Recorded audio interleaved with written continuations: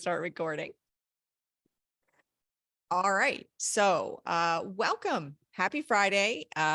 You have found your way to Talking Data Equity for Friday, May 19th. We have lots of familiar faces and some new faces, and we welcome you all.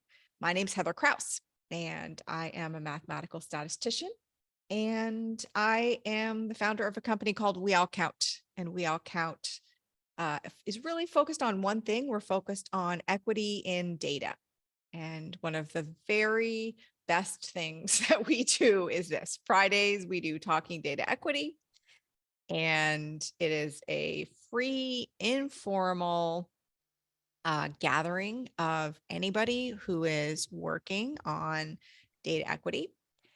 And a number one thing we do is try and have a space on Fridays where you can feel welcome and not alone, because working on data equity is challenging, even if you are in a very supportive environment. And some of us are, and some of us aren't.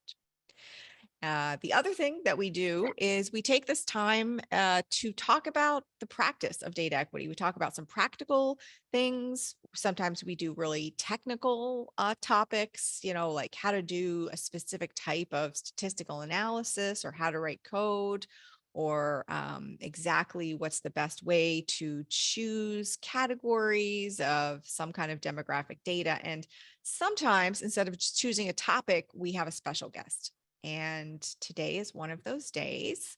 We have an extremely special guest today that I am really, really excited about. Woke up thinking about what a good day it was going to be, because today we are joined by Meies. Meies Matz is a data scientist and a storyteller, and they have a long list of projects and skills, and it ranges from working with data on diseases to working with data to understand equity in states and counties, and excellence in finding data, mapping data, and telling stories with data, all while maintaining a really rigorous and focused attention to equity, historical and current equity.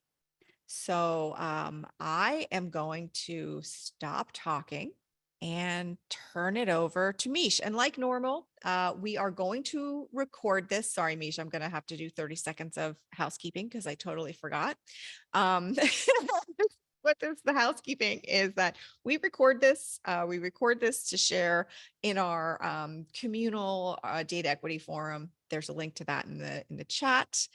And Meies has been so generous to bring some slides today. So we're going to share those slides. Meies is going to talk for a little while. And we ask that you stay muted while Meies talks, just because there's too many of us to manage spontaneous unmuting. And then when we get to the live Q&A, you can raise your hands and we'll ask you to unmute at that time. However, at any point, feel free to use the Zoom chat. You do not have to wait. You can use the Zoom chat right now to share your comments, your questions. And now, Meies, sorry about that. No, you did great. You did great. Remember, I am actually an introvert. So as much as you wanted to talk, that's totally fine.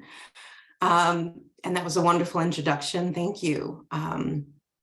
I have a consulting company within a communal framework that I'm working on building called Root to Roots. And a part of,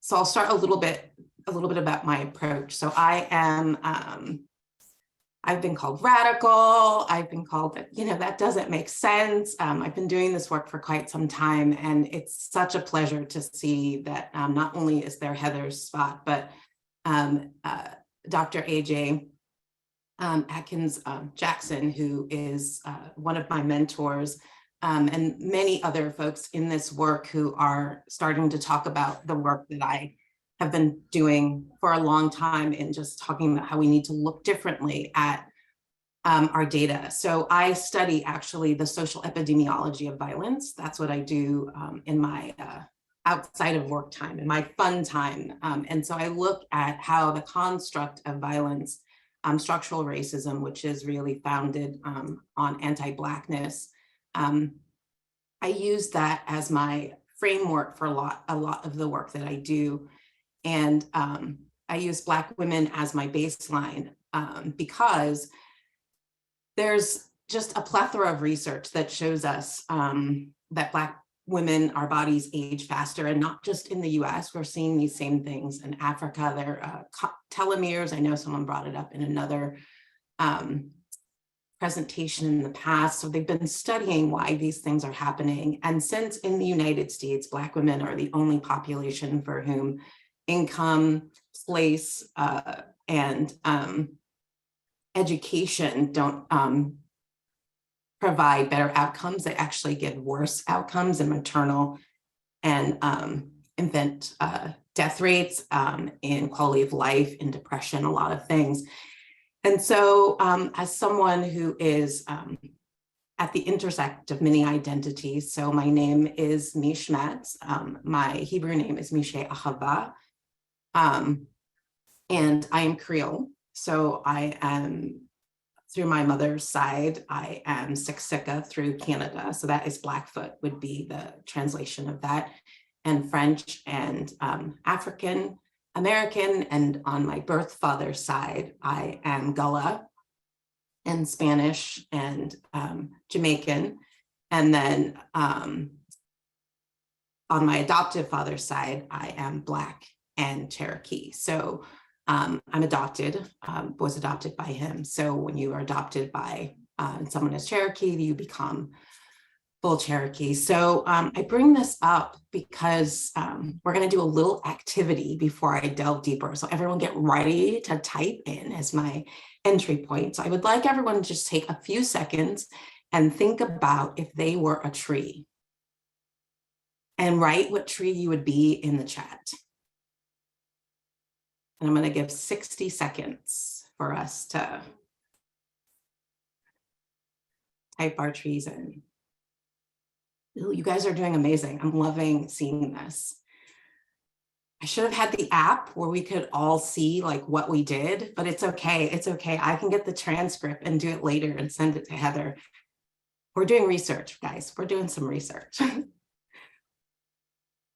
And you can keep pulling them in, even if I keep talking. And so I was raised in San Francisco, and definitely with privilege, understanding, and we won't go into it today because I just don't have time. But if you Google Louisiana Creole, New Orleans Creole, technically, you'll read about they have a very well-known and rich history of what I have learned is activism. My children call me a warrior, but I'm also a healer in my tribe. So one of the things that has always been a part of my growing up is I was taught to take care of the earth and trees and how we approach things.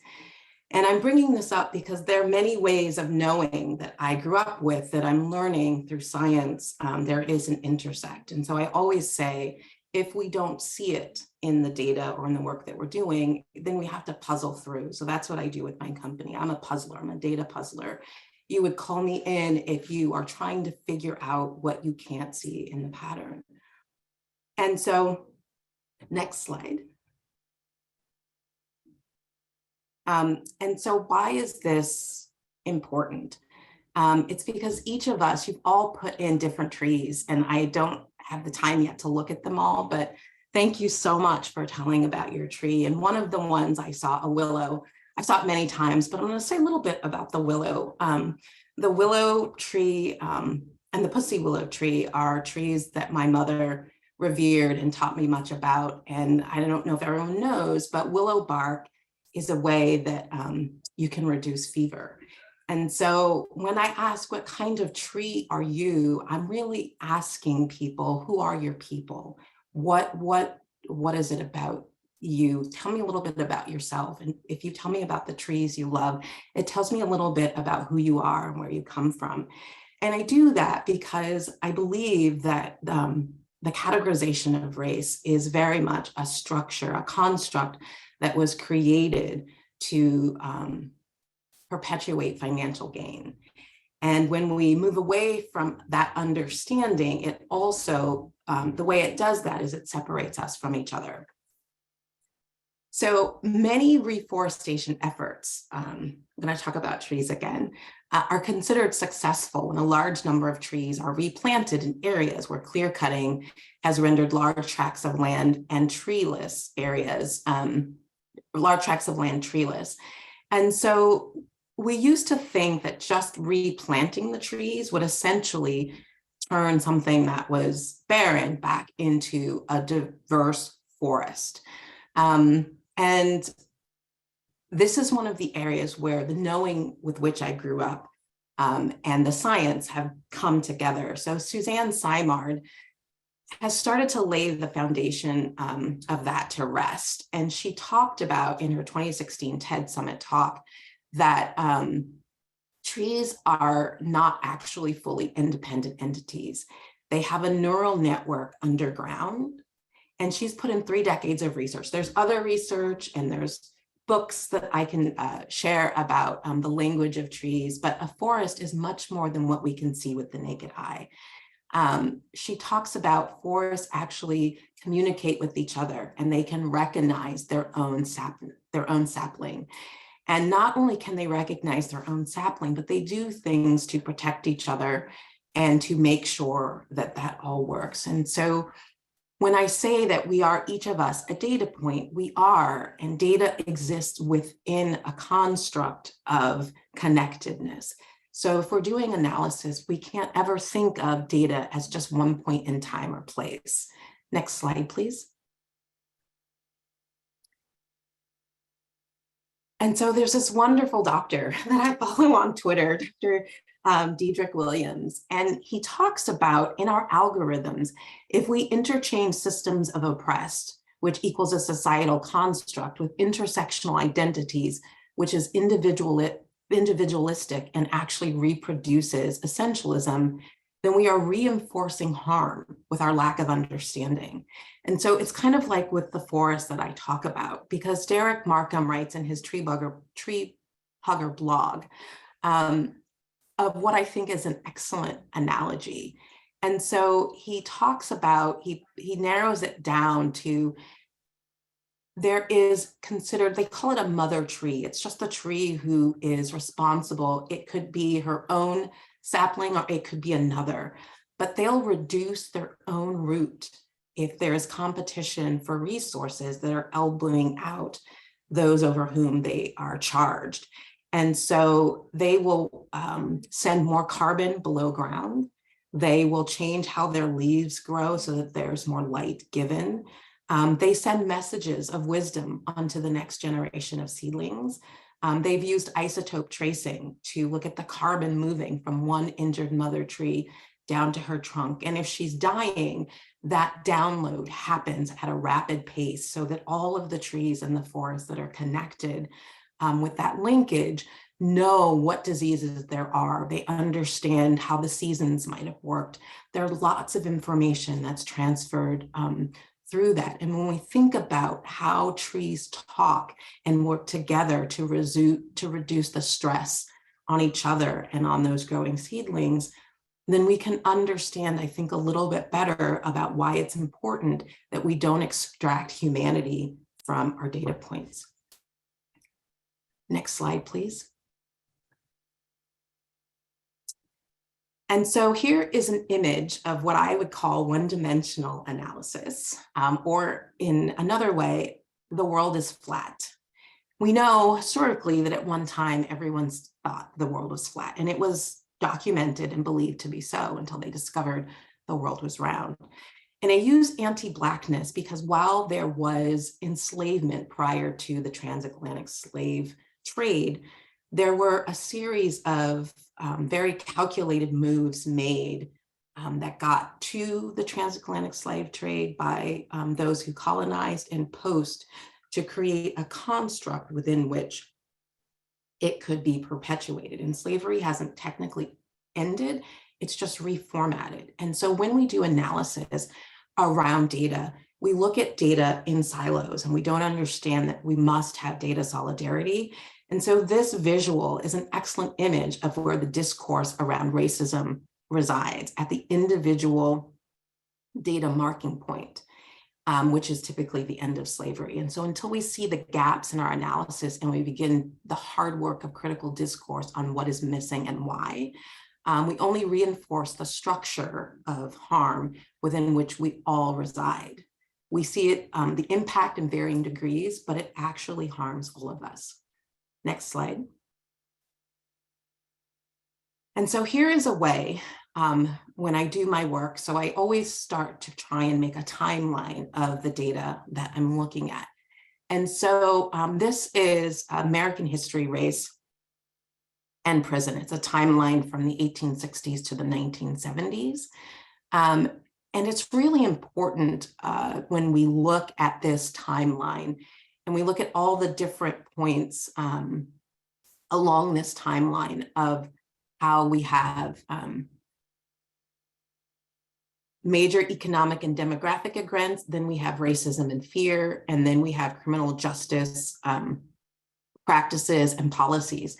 And I structure my work in this way around violence, whether it's violence against women, which is what I also study, because violence against women is a very good way to maintain oppression, and it works very well globally. But then I lay it out and I look at what's happening in that time series, and then I find data.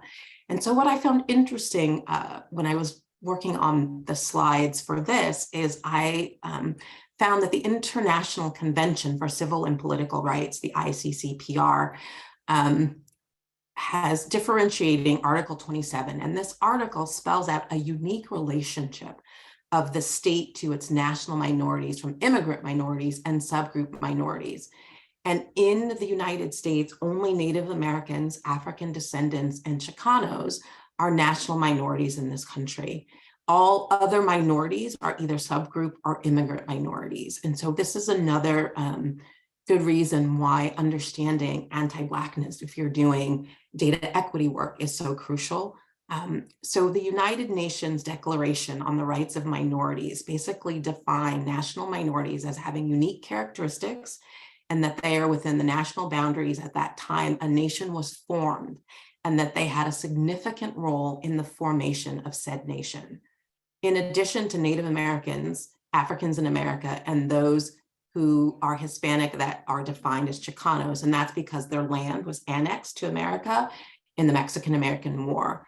On December 23rd, 2013, the United Nations General Assembly declared from then to December 31st, 2024 to be in the International Decade of People of African Descent. So they recognize that there is a global need to understand how this construct is actually impacting the world in ways that are negative. There's much more to that, but I found it absolutely fascinating. Next slide.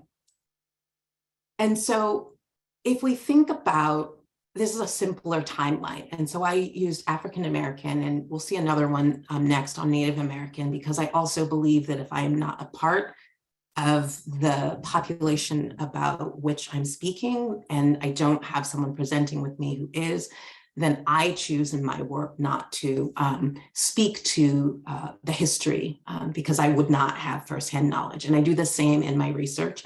I believe that it is stealing, for lack of a better term, for me to do work that does not allow for whomever that research is about to be in parallel or on the same level of power as I am in the work that I'm doing. And I use these timelines because it's actually really important. There's this concept that slavery ended, why isn't this done? Things should be fine. And if we look at this timeline, we see a very small green spot, the civil rights movement, a green spot of freedom. We do know we have Reconstruction, but it's yellow because Reconstruction has quite a horrific history. And so if we are thinking about equity and we're looking at things in a time series in particular, it's crucial that we understand that not only have racial categories changed over time and what they mean, but the political and socioeconomic climate has also changed. So the data, if we're comparing back in time, even 20 years ago doesn't mean the same thing it is now. And so we really should have a way to pull that in when we're doing our research. Next slide, please. And here is a similar timeline for Native Americans, where again, we see the largest chunk is colonization, enslavement, and mass death. We have yellow, again, that is, I would say, an equivalent to what happened during Reconstruction. And then we have some green, and while it looks like it's large, if you'll look at when the green is 1850 to a little bit over 1900. That's a long time ago to have the green. And so the civil rights was, we got that in 1965. So if you just think about when the green happened for Native Americans, I think it's, again, when we do our data, we should be thinking about what are the things that impact the data that we're using. Next slide, please. So I always try and give a few nuggets. And so here are some data bites that reflect how I approach the work. Number one, resilience is an adverse event.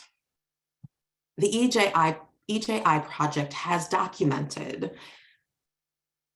4,484 racial terror lynchings in 12 Southern states between 1877 and 1950. I might have had an extra 4 because I'm almost sure it's 4,484 and not 40,484. But if we think about that short time period, and these are the only ones that are documented, and this is only in 12 Southern states. So when we talk about resilience, in particular, this term is often used for Black communities. We don't really use the term resilience for other minoritized population or racialized, I'm not going to even say minoritized, racialized populations. We don't use it for white people who are racialized as white. We don't use it for people who are racialized as Hispanic, although Hispanic isn't a racial category, it's an ethnicity and a culture, but it's treated like a racial category. And so I think it's important to think about that resilience equates harm. The next data bite is hope is not easy. The Montgomery bus boycott ran for 381 days from 1955 to 1956, and it had an estimated 40,000 participants and was started by the Women's Political Council. It was a well-coordinated effort that compensated, fed, and transported those involved. When we talk about the bus boycott, we don't talk about, and often people don't know, that it had an estimated 40,000 participants, and that it took 381 days, and that people died for the right to not have to sit at the back of the bus. So when we think about hope, Obama comes to mind, the hope that folks wanted from Obama. If you live within the construct of a category that's racialized, not as white, you have a very keen understanding of what it takes to maintain that hope. And so I thought that was an excellent example to talk about a data point, and that data point is the Montgomery bus boycott, which then sparked the civil rights movement. The inequity of law is another. This is very salient to here and now, at least in the United States. So even now in the United States, slave era laws impact jurisprudence. So cases determined, for example, by who owns embryos are based on ownership and income laws from slave times, because people were owned and passed as slaves. And the last one is there a question? No? Okay. And the last one is Indigenous peoples. And I wanted to include this one because often in our data, when we're looking at, in particular, racial justice, we focus very much on the things that are negative. And I like to talk about how there's an interplay. So yes, the Montgomery boycott is a positive one, but the resources that it took to get there is a burden when you think about it. And so this last one is Indigenous peoples. And so the UN just put out an excellent report. And in it, in spite of all of these oppressions and all of the things that we know about what racism does, how it's reallocated resources, who gets what, who doesn't get what, Indigenous people continue to sustain us as a world. They manage 50% of the Earth's land and 80% of its biodiversity. And to them, as to me in my culture, the trees have been talking since the beginning of existence and are sacred. When will we listen? Next slide, please. One of the areas I'm very captivated by is foodways. And I did this because for another presentation I did, I discovered that in the United States, and it was copied in other parts of the world, foraging was originally okay. The enslaved could forage to feed themselves. Even post-emancipation, foraging was okay. But when the plantation owners realized that they had no free labor source, that Native Americans nor African Americans were coming to work on the crops, they transported laws from Britain and made it so that there was no trespassing allowed. And they declared public land, so parks and places like that, so that they could take away the foodway of those, so that folks were forced to be sharecroppers or starve. And when that wasn't enough, then they created laws that people had to have papers to prove that they could walk around freely. And if they didn't, then they could make them indentured servants in perpetuity. Even as we move forward in time, when we got more freedoms, when there wasn't enough of a workforce, just like in North Carolina, they made it illegal for Black women to stay home with their children, even if they could afford to. They had to find employment taking care of the children of those racialized as white. And I think the juxtaposition, when we look at the data, is understanding who feeds us. And so enslaved people brought wetland rice cultivation to the Carolinas. And Judith Carney talks about this in Black Rice. And she also talks about what we have to do to the tidal floodplains for rice cultivation. And the principles they followed were similar to those of the mangrove rice system in West Africa.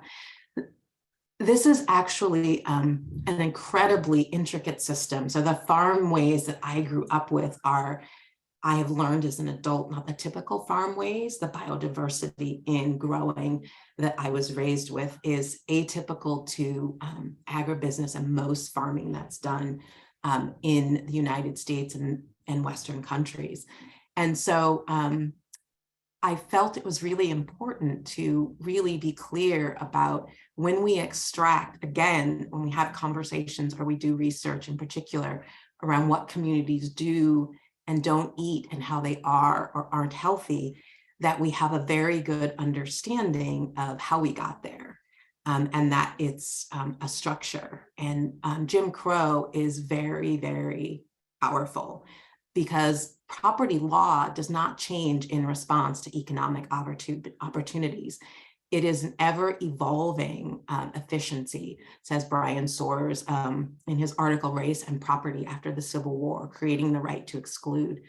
Oftentimes politics produce redistribution from the weak to the powerful, and states close the range to coerce Blacks into working for white landowners, like I said, under horrific conditions.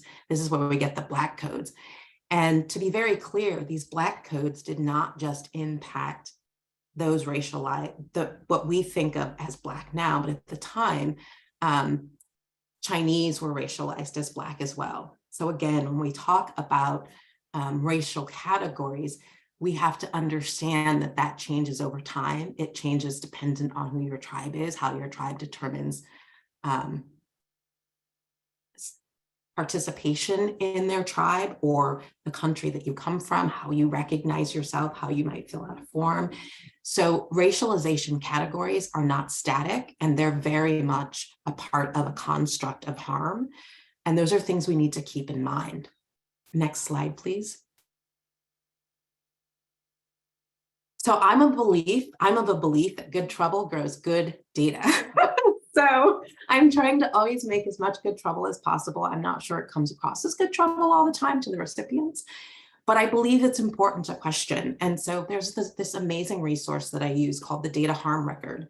And what they have done is they've pulled together concrete examples of harms that have been referenced in previous research work, so that we might gain a better big picture appreciation of how people have already been negatively affected by the uses of algorithmic systems. And that's because our algorithm is only as good as our knowledge, because even though it learns from what we know and what we expose it to, and we write it based on what we know.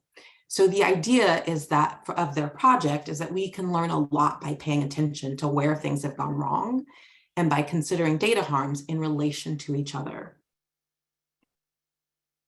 All of this to say, to reinforce, I don't believe that we can separate the self from the data. Dr. Deidre Williams says that scholars who are racialized as white speak of their European ancestry or their childhood social class as if that exempts them from the large system of racialization and white supremacy. This, in and of itself, aids in the maintenance and the rebuilding of social stratification. Next slide, please. So in our work, in our research, when we're working with data, data specifically in research to deconstruct the construct of violence, which is what I consider racism, are we asking who has agency of time? Who is the burden? Who bears the burden of our intervention? When we ask, how long does it take? We have little ways that we do it, but are we actually thinking about the burden of what it means to have that time? The Montgomery bus boycott is an excellent example of the burden of time in an intervention. Are we asking safety for whom and using whose metric? Are we asking who has choice and who has the privilege and to what degree, if choice exists? Are the interventions and opportunities based on our research restorative? Who is given agency over how the resources and community collaborative work are deployed? And do we adequately measure the cost in increments of time in our calculations, both for funding and for our research project for the population being studied to participate? Next slide, please. So the beautiful tangled place where love, suffering, and healing reside, a living history of our interconnected selves cached within our communal hearts for safekeeping and living forever, planted in our cells of remembrance.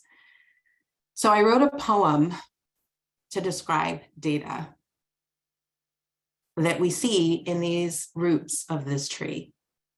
These roots are all data bites. They all tell something if we dig into it. When we do our data work, are we measuring the strides that we make merely by structure driven by our values, or are we driven by spirit-saving decisions? And I say spirit-saving because I recently decided to take a step back in my work that I do to only do data and analysis in my day job, and to create 2 pilot groups that won't actually start until the end of the year, where I'll invite other researchers doing this work to be trained in different ways of knowing, for one, and the other to provide a sanctuary for those of us who do this work and the burden is heavy and our spirits are weary, where we can make sure that we tend to each other. Because we need to start asking ourselves, have we imbued in the work a respect and honor by creating a continuum of humanity in the data? But really, have we puzzled out our joy? And I say this because my youngest kiddo, Eliahana, this year wrote in my birthday card, I hope you know, Ima, how special you are. In a lot of community spaces, I think we focus a lot on strength and perseverance. While of course that is true in your case, you are so much more than that. You are generous, warm, kind, and funny. At times when I get lost in how terrible much of the world is, I simply remind myself of your persistent joy, which is an act of revolution. Thanks for being my mom and my friend. Next slide, please. So I wanted to close with that. I want to first give thanks to all of the amazing women who, Black women who raised and Creole women technically who raised and carried me. From my grandmother who refused to use the Black only bathrooms as she took my mother to a new place in the West from the South during the Great Migration. My mother, even though she was terrified of that incident, for always being radical, from the HIV in San Francisco to feeding all of her friends in the queer community, whether they were of color or not, even though it was not the thing to do, to my Nana Lay, and what she taught me about what it means to be both Black and Native, and to the women and men whose books I have absorbed, to all of those who are here, and to the ancestors that hold me up. I want to give thanks for them and the land they have left us, and the grace they have given me. And thank all of you for being here with me today in the hopes that together we can work to become the ancestors that our descendants deserve.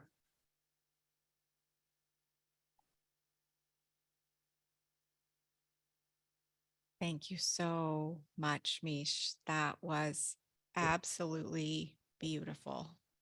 Exactly what we all needed today.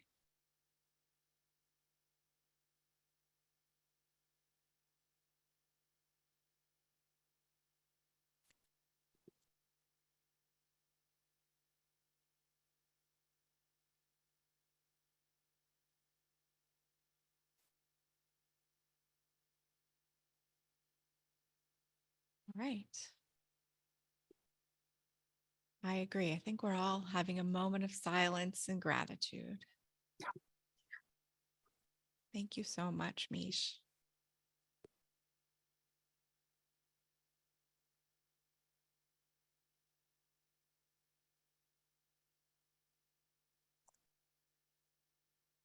Now we're going to be able to spend our last 15 minutes together in conversation and reflection with questions and sharing. So if you are in the room and you want to raise your hand and come off mute, this is a great time to do that. And if you'd prefer to ask a question in the chat, that is also fine. You can either direct message it to me, or you can ask it in the chat where everyone will see.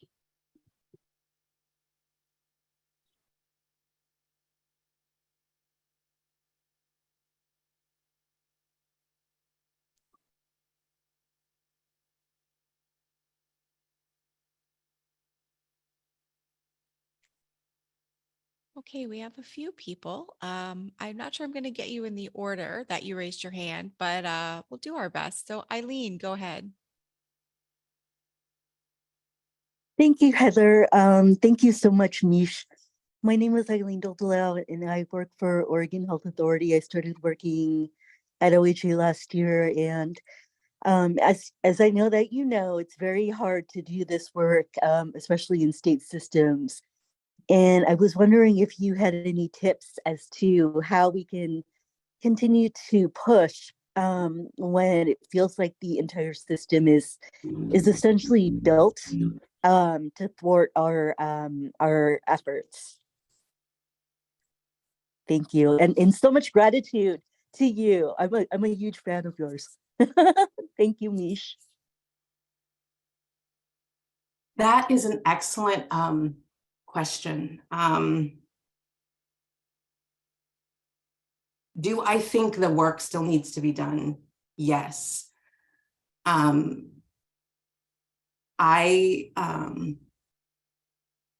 So in my culture, dreaming is important. So my spirit animal is actually an owl, and I have an owl pellet that was given to me in my medicine bag. And in the pellet, it's important for my nonale to remind me that we have to spit out the things that are killing us. That's what owls do, the bones and the things that they can't digest. And so I'm answering this in two ways. I do work for a state agency. However, I know I have chosen to no longer do racialized work or data equity work that's racialized. And that's because I had a calling, and my community cried out, and I need to do work that's healing for those who do this work. And so I would say that it's important for state agencies to recognize that they can't, that extracting from your workers and extracting knowledge is a form of usury unless it's within a construct that's supportive and isn't just themselves. That's how I'm going to answer that. I think, however, that it's a difficult thing, to do. And so I'm 54 now, so it's taken me 20 years of state service to make that decision. And I think there was a second part to your question that I don't think I answered. I think the second part, if I'm understanding it correctly, is there has to be a sanctuary, which is why, again, I and Heather's heard me talk about this, and I've already begun speaking to some amazing folks who are like, yes, count me in as we build this. My hope is to build something similar, not the same, but similar to the Kamahachi collaborative that Audre Lorde was a part of, a place where we can both think and be safe. That said, I do think that that it is important to do this work in state agencies, and I think that it's important to work as a collective and to do the parts that we can and to do the good that we can, because, you know, one voice, we think it's just one voice, but in Judaism, I'm Jewish, we learn that one person if you save up one person, it's as if you've saved the whole world, because you can't know the impact. So that might be a convoluted answer, Eileen, but you can email me at work if you have. I'm happy to talk more with you, but I see there's more hands. Oh no. That's great. It was a great answer, Mish. It was perfect. And yeah, there are more hands. Go ahead, Bruno. Yeah, thank you. And thank you so much, Mish. I'm not going to spend 5 minutes lauding this amazing presentation that you made. We all felt it. I don't think I need to say much. However, I do want to pick up, because I believe it was last week, there was this conversation, and I think the metaphor was like a civil engineer has a code of ethics and learns it as they're growing up, so that they won't build a bridge with shoddy materials, as I recall, was sort of what we were talking about. And I'm wondering, building on a little bit of what I think I heard, is it time for data analysts to start to consider what is a code of ethics? Because as you say, you know, I also do some work with states and local governments, et cetera. And this comes up a lot, right? These matters come up. And it just feels to me, after last week, I really did mention in one of the meetings with one of the local governments that actual idea. I said, well, and so I guess the question is, do you think it's time for us to have a code of ethics for data analysts? The answer is the time has passed, and there is one for data scientists. So I do a lot of data solidarity research and work. And I'm sure Heather will help me remember all the things I promised today, but I am happy to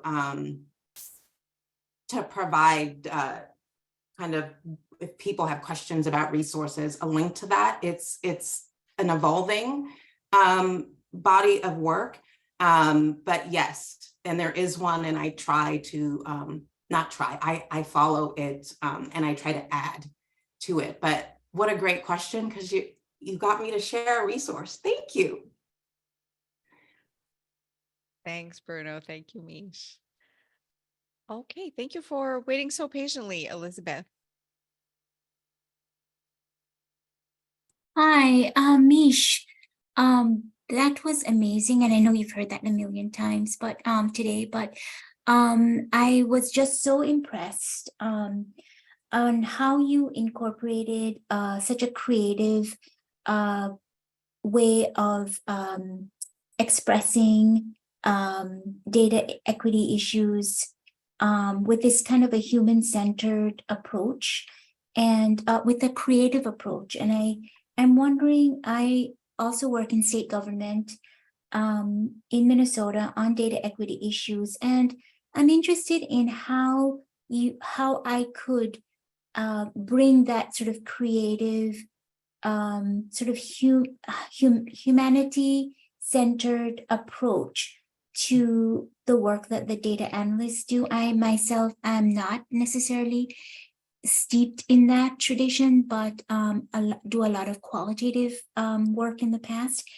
and have always seen that there is a missing element to data analysis.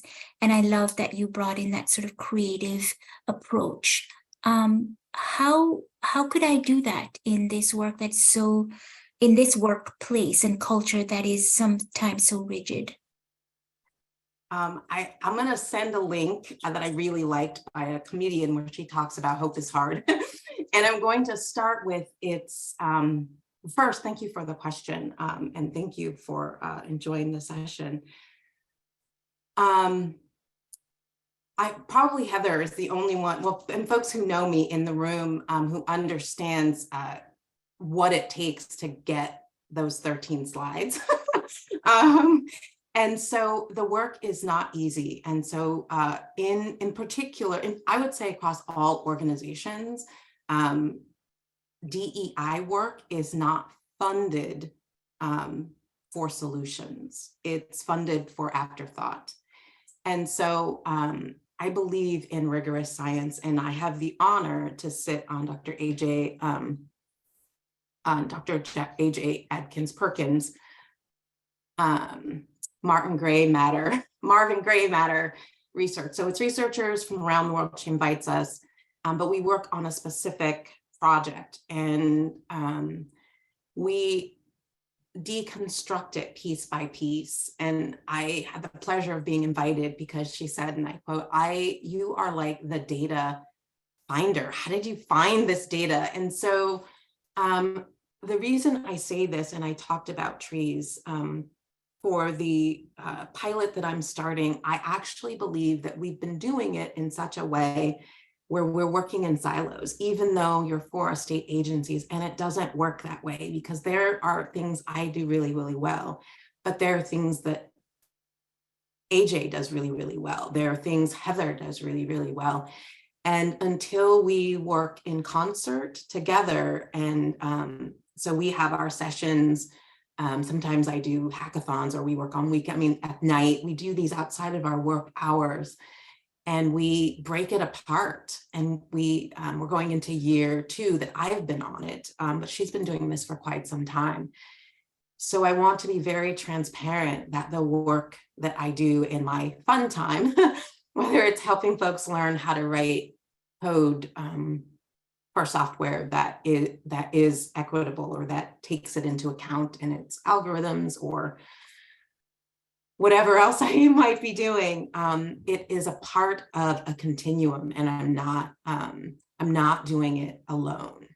And so what I can honestly say is it can't be replicated in a silo, but I am working on with a group of people, so that the hope of out of this pilot will come a blueprint for building forests. Thank you so much. You're so It's very welcome. affirming. That is a fabulous answer. I have never made the connection, Mish, before today between the trees and the way you're talking about them and data systems. It is going to stick with me for the rest of my life. It is such a powerful connection. And thank you so much for all your contributions and for being willing to bring them to us today and take the time to make those 13 slides and spend an hour with us and really change the day and probably the week and maybe the life of a lot of people. So you're an extremely valuable part of our community, and we're so grateful for today and really looking forward to the next steps and hearing about everything as it all continues to grow, whether it's above ground or below ground in each moment. I really, really appreciate it.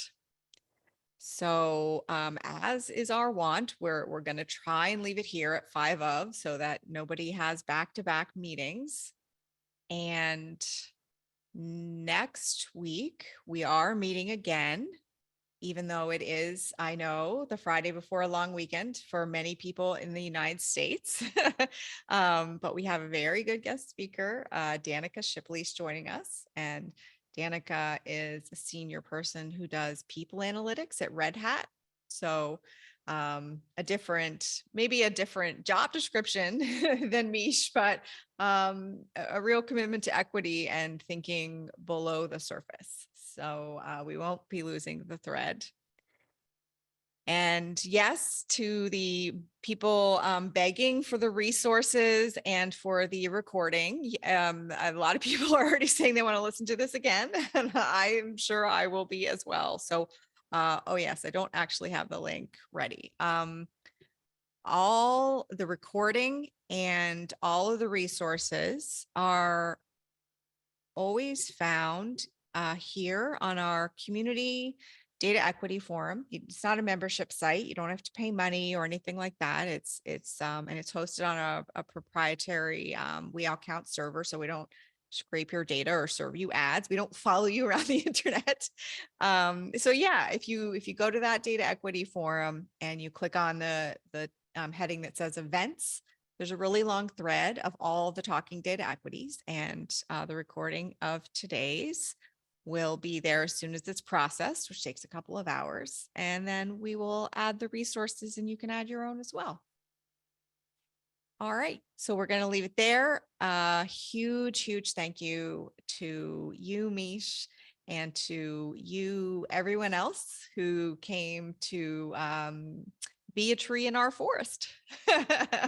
I really appreciate it. It means a lot.